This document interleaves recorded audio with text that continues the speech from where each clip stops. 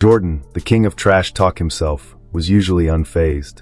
But Payton was different. Number 7, Gary Payton. Kicking off our list is a player whose whole identity was built on getting under his opponent's skin. Gary Payton, the glove, was a master of psychological warfare, a point guard with a defender's grit and a showman's charisma. When he was on the floor, you never got a moment of peace, and his relentless trash talk was just as sharp as his lockdown defense. Jordan, the king of trash talk himself, was usually unfazed. But Payton was different. He didn't just talk, he backed it up with a ferocious, physical style that bordered on hostile. Payton's plan for guarding Jordan was simple and brutal.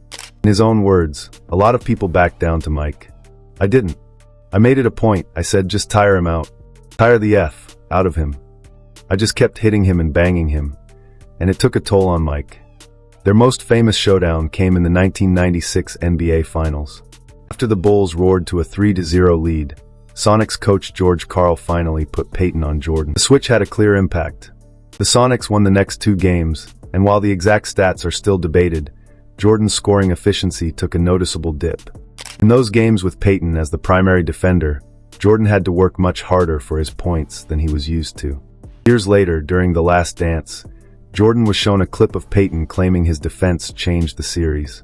In typical MJ fashion, he just laughed it off. "I had no problem with the glove," he said with a smirk. But the eye test and Jordan's own subtle admissions tell a different story. Even in his dismissal, there was an unspoken acknowledgement. Jordan respected Payton not because he thought the glove could stop him, but because Payton had the guts and the game to try. He wasn't afraid. He was a pest, a nuisance, and one of the few defenders who could make Jordan work for every single point. For a competitor like Michael Jordan, that kind of fearless challenge commanded respect.